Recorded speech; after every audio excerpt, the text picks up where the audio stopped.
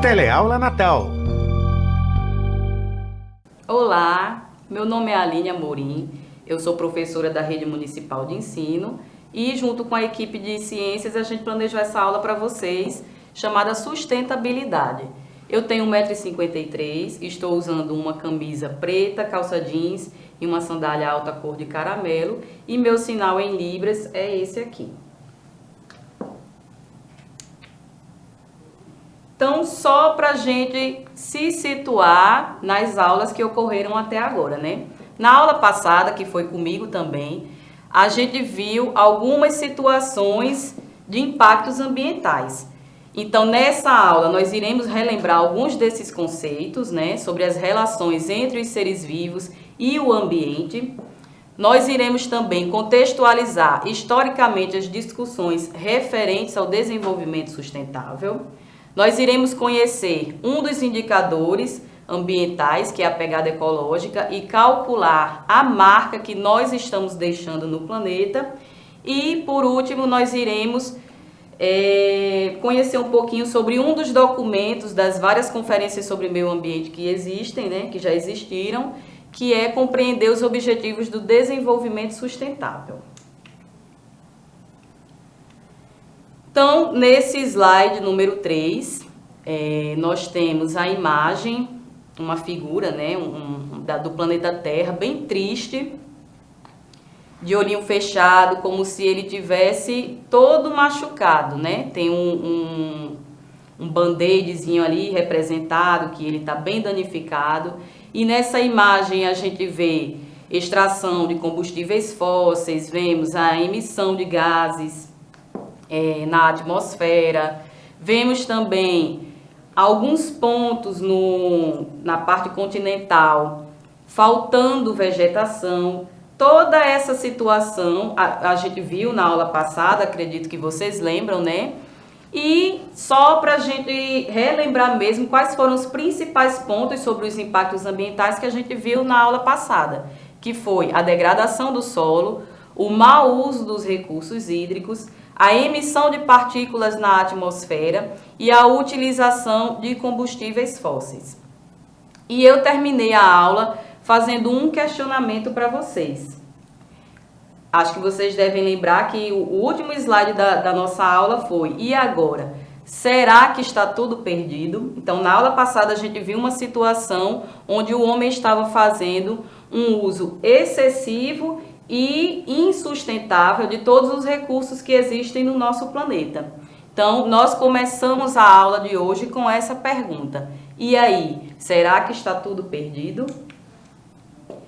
Então, pensando nessas questões sobre o meio ambiente, os cientistas, mais precisamente a figura do ecólogo, ele começou a fazer estudos no final da década no final do século XVIII, né? Sobre essas questões ambientais, sobre os impactos que o homem vem causando ao meio ambiente. E essas questões elas foram mais intensificadas após a Segunda Guerra Mundial. Por volta de mais ou menos 1960, as questões ambientais elas começaram a figurar nas discussões sobre o cuidado mesmo com o nosso planeta. Então, a primeira grande reunião que teve para discutir esse uso exagerado e esse uso insustentável dos recursos foi a chamada Conferência das Nações Unidas sobre o Meio Ambiente Humano, ou a Conferência de Estocolmo. Essa conferência ela ocorreu no ano de 1972, ela reuniu 113 países e aproximadamente 250 organizações não governamentais, todas essas entidades preocupadas com as questões ambientais. E essa conferência ela foi bastante importante porque ela foi o pontapé inicial para se discutir mundialmente sobre as melhores formas de se cuidar do nosso planeta. Então, se vocês vão prestar atenção que as grandes conferências sobre o meio ambiente, elas vão ocorrendo a cada 10 anos. Então, nesse slide, nós temos aí um pulo do ano de 1972 para o ano de 1992. Mas não foi que nesse período não estavam ocorrendo as discussões sobre o meio ambiente. Muito pelo contrário. Entre esses 20 anos que se passaram aí, foram discutidos principalmente sobre esse termo desenvolvimento sustentável. Mais lá na frente a gente vai ver como foi que se chegaram a esse termo, mas as discussões ambientais, elas sempre existiram desde a Conferência de Estocolmo. Então, o próximo evento importante sobre as discussões ambientais foi a Conferência das Nações Unidas sobre o Meio Ambiente e Desenvolvimento, ou a ECO 92, ou Rio 92, como ela também ficou bastante conhecida. Nessa conferência, já alguns outros países fizeram parte, né? Já se chegou a um número de aproximadamente 150 países participando dessa conferência e mais dezenas de organizações não governamentais. E o principal dessa conferência foi a Agenda 21, que é um documento com várias metas a se cumprir para melhorar a qualidade mesmo do meio ambiente. Trouxe também a Convenção sobre Diversidade Biológica. Vocês viram na aula do professor Flávio que é preciso preservar a nossa biodiversidade. Então, o primeiro documento em prol da biodiversidade foi elaborado exatamente na ECO 92, e teve um outro evento também na ECO 92, que foi a Convenção sobre as Mudanças Climáticas, que resultou no Protocolo de Quioto, que é um documento que visa diminuir a emissão de gases na atmosfera. Então, passados 10 anos, veio a Rio+10. A Rio+10, apesar de ter esse nome, não foi realizada no Rio de Janeiro, ela foi realizada em Joanesburgo, e ela teve como uma meta principal, além de todas as outras discussões que já estavam ocorrendo sobre o meio ambiente, a meta principal dessa Rio+10 foi garantir água potável, água de qualidade para a maior parte da população do nosso planeta. Porque vocês lembram na aula passada, né, que eu falei bastante sobre o mau uso dos recursos hídricos. Então, mais especificamente na Rio+10, a preocupação foi com a qualidade de água e a disponibilidade de água para as populações. No ano de 2012, nós tivemos a Rio+20. A Rio+20 foi realizada aqui no Brasil, e a Rio+20 desenvolveu também vários outros documentos, né? Mas o principal dela foi um documento intitulado O Futuro que Queremos, que é um documento que traz algumas metas baseadas também na Agenda 21, que foi elaborada lá na ECO 92, mas com algumas particularidades de acordo com o contexto que nós estamos vivendo agora. Então, da Rio+20, que foi realizada em 2012, resultou um documento que a gente vai ver mais no finalzinho dessa aula, chamado Os Objetivos do Desenvolvimento Sustentável. Então, nesse slide 5, eu trago para vocês uma imagem, né? São 3 conjuntos, cada conjunto desse representado por uma cor diferente. E nesse conjunto, nesses 3 conjuntos, né, eles estão fazendo interseções uns com os outros. No conjunto acima, nós temos representado a área social, a parte social, que é estudada quando a gente fala de desenvolvimento sustentável. Na parte inferior do lado esquerdo, na cor verde, nós temos a área ambiental, que é estudada quando vai se fazer qualquer documento sobre desenvolvimento sustentável. E nós temos também, do lado direito, na parte inferior, uma cor meio avermelhada, alaranjada, a parte econômica que é estudada quando a gente vai fazer alguma análise sobre como uma determinada população está se desenvolvendo sustentavelmente, né? Então, esses três conjuntos, o social, o ambiental e o econômico, eles devem fazer interseções entre eles para que eles atinjam, os três juntos, né, uma posição de sustentabilidade. Então, as interseções desses conjuntos, elas devem ser equitativas, né, deve favorecer ambientalmente, economicamente, todos os envolvidos, sem danificar o ambiental também é favorecido aí, e ele deve ser tolerável, não é justificável um crescimento social e um crescimento econômico se não é um crescimento tolerável para o meio ambiente.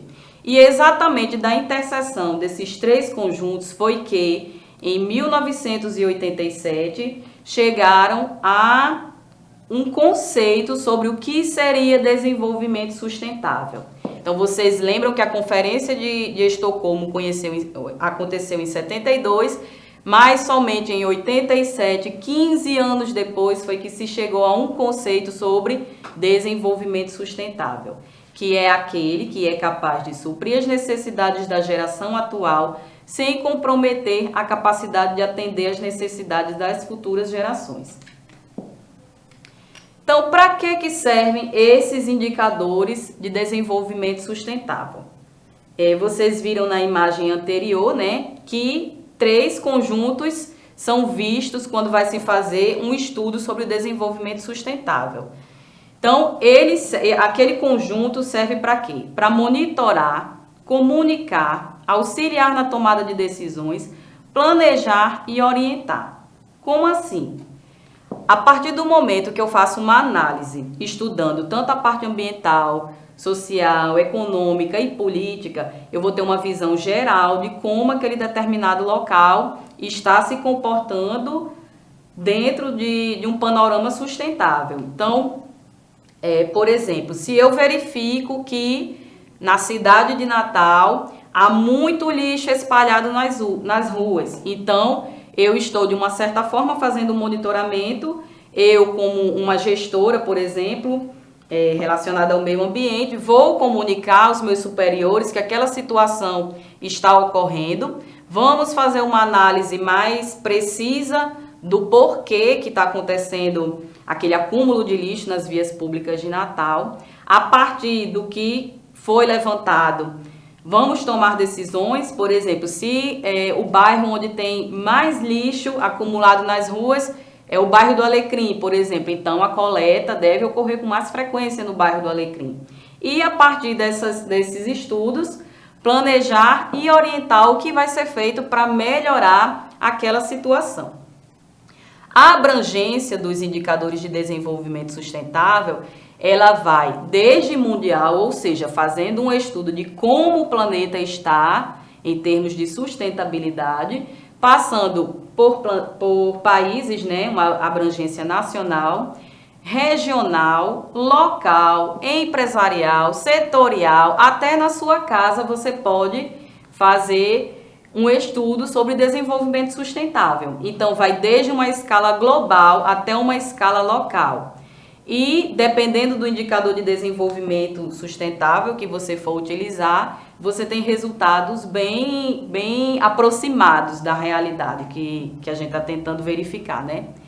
E como são quantificados?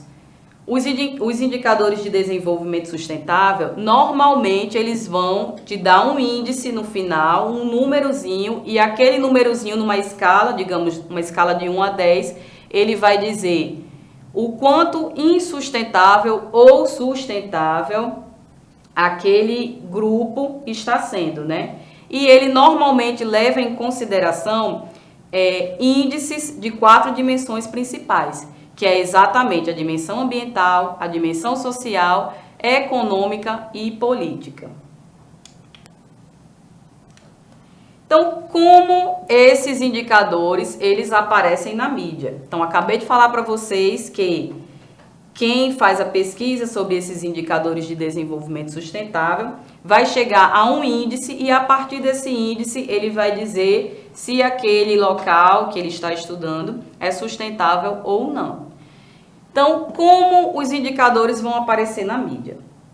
Essa imagem aí, no slide 7, é uma imagem de uma notícia, né, dada num veículo de comunicação online e fala sobre a sobrecarga da Terra no ano passado, no ano de 2019.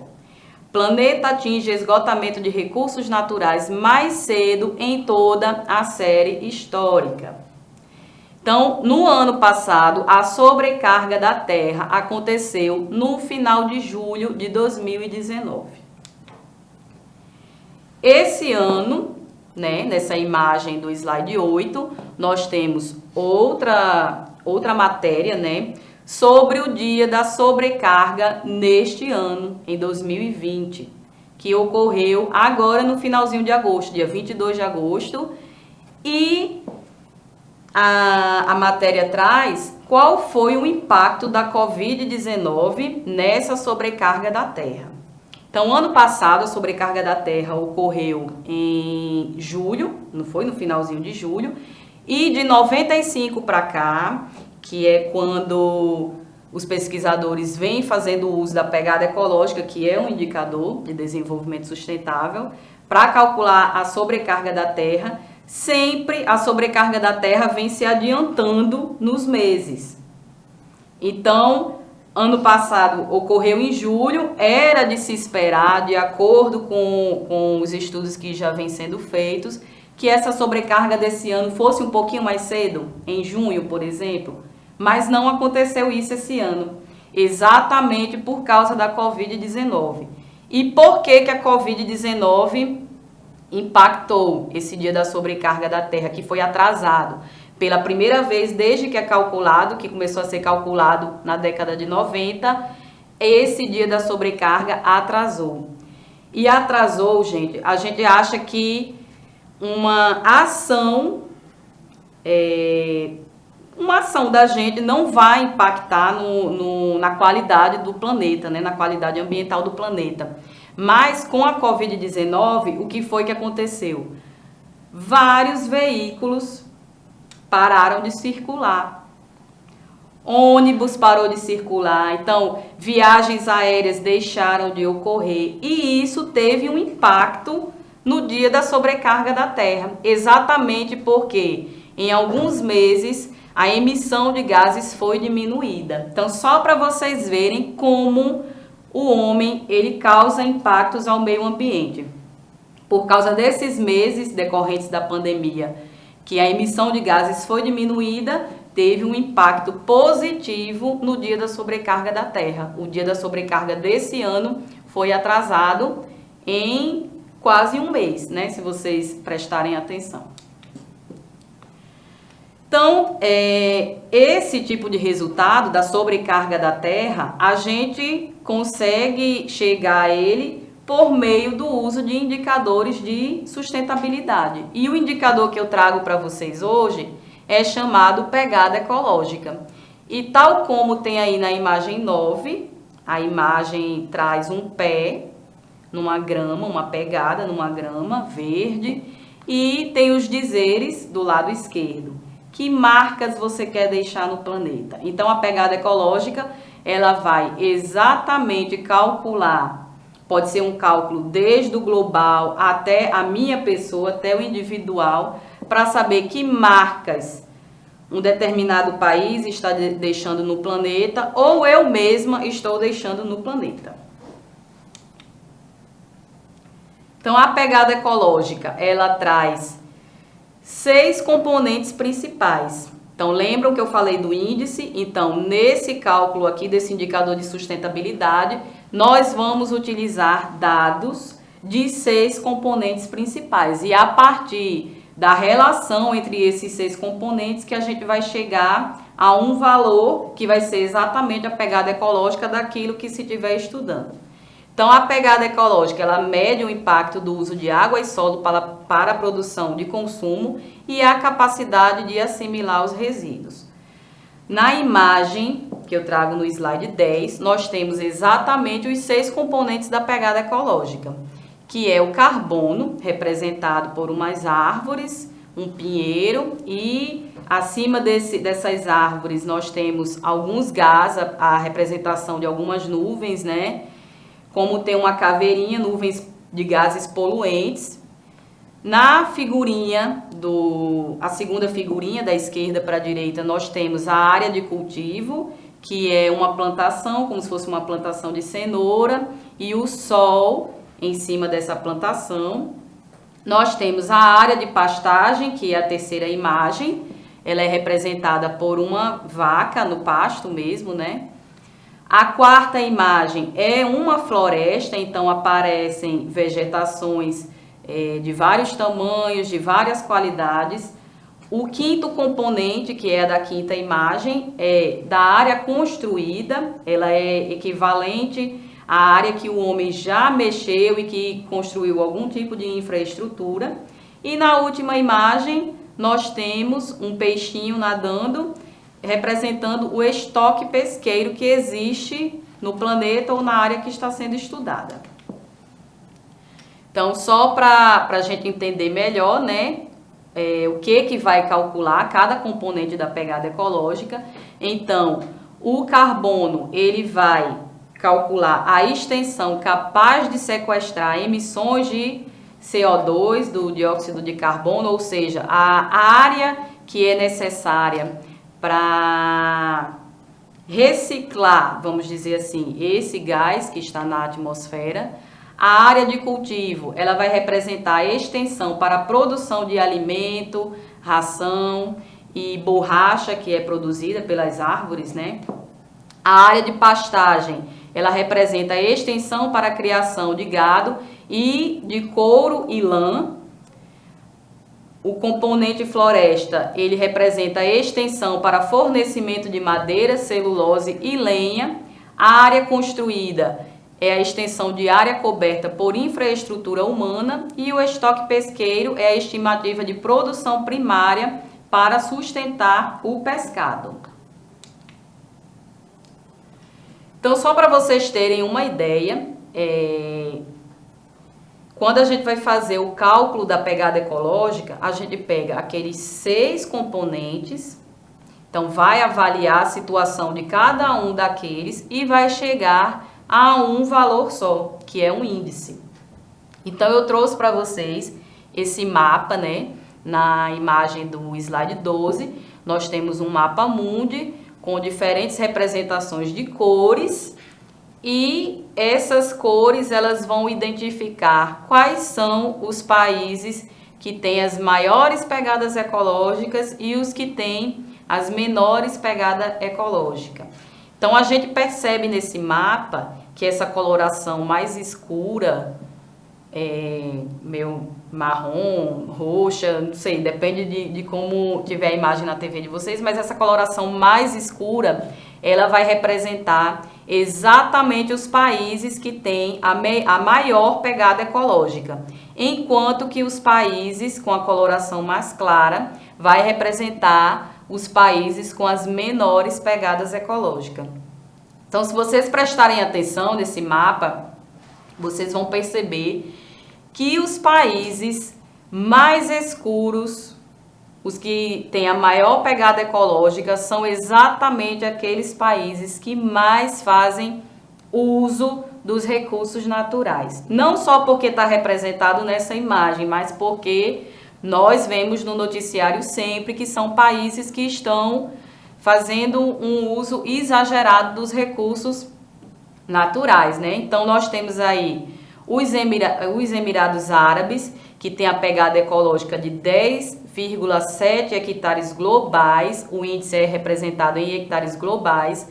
Nós temos o Catar, a Dinamarca, a Bélgica, os Estados Unidos, que é do conhecimento de todo mundo, que é um país que usa bastante os recursos naturais, inclusive se opõe a entrar em determinados acordos para tentar melhorar a qualidade do planeta. Os Estados Unidos, ele tem a pegada ecológica de 8 hectares globais. Então, só para ilustrar para vocês, né, enquanto os Estados Unidos têm a pegada ecológica de 8 hectares globais, o Brasil tem a pegada ecológica de 2,9 hectares globais. E a nossa cidade natal tem a pegada ecológica de 3,4 hectares globais. E o que é que isso significa? Nessa imagem do slide 13, nós temos alguns países representados, né? E ao lado desses países tem mais ou menos a quantidade de planetas que seria necessária para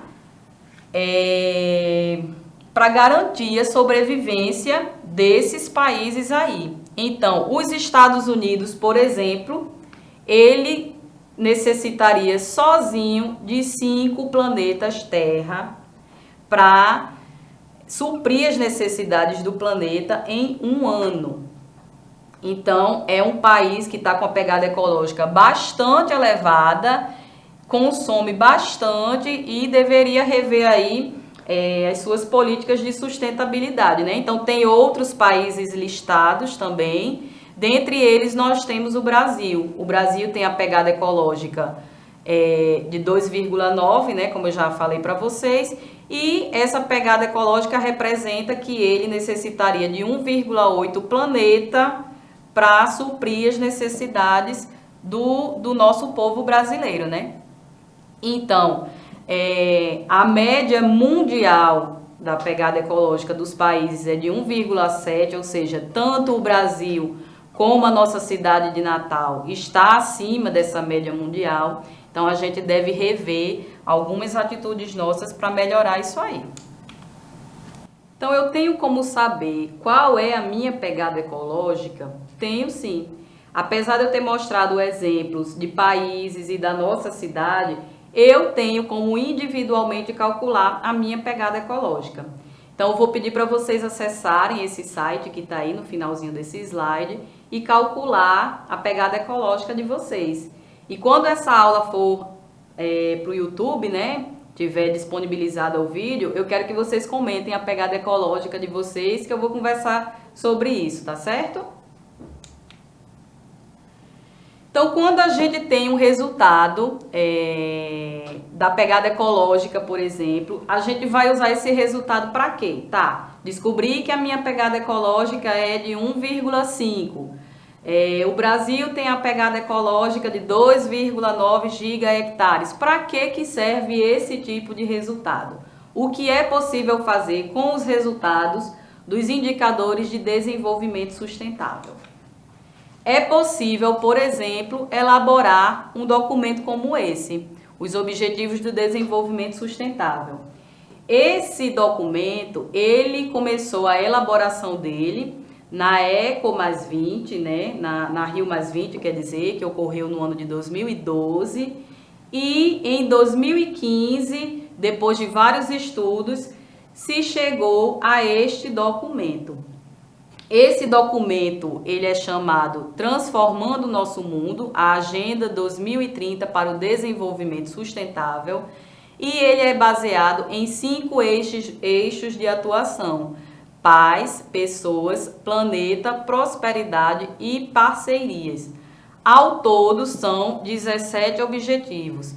Vocês sabem quais são esses objetivos porque ele aparece numa emissora de TV. São 17 objetivos e, eventualmente, o apresentador que faz a apresentação desses objetivos, né, desse documento, ele fala de um dos objetivos. Então, vocês têm conhecimento dos 17 Objetivos do Desenvolvimento Sustentável. E nessa imagem, que tem no slide 16, é exatamente a integração das 5 temáticas principais em que esses 17 objetivos estão inseridos, que é melhorar a qualidade de vida das pessoas, né? Melhorar o desenvolvimento sustentável, de acordo com esses 5 eixos, que eles estão como um quebra-cabeça mesmo, um entrelaçado ao outro, dando essa ideia de que cada eixo precisa dos outros ali.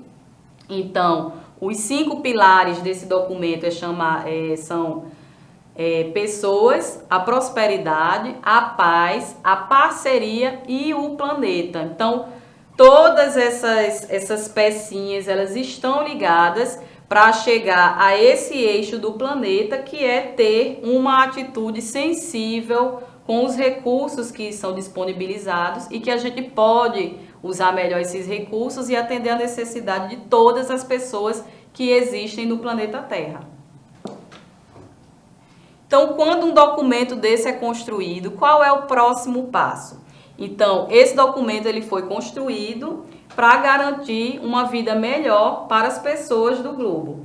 Quando um documento desse ele começa a ser usado, né, para melhorar a qualidade ambiental, não só de um determinado local, mas de todo o planeta, né, nós passamos a incorporar no nosso dia a dia algumas soluções para melhorar a qualidade desse ambiente onde nós estamos. Então, dentre as possibilidades que um documento desse traz, é melhorar por meio de soluções sustentáveis individuais e soluções sustentáveis coletivas, melhorar a qualidade do nosso planeta. Então, só para situar vocês, o que seria essas soluções sustentáveis individuais?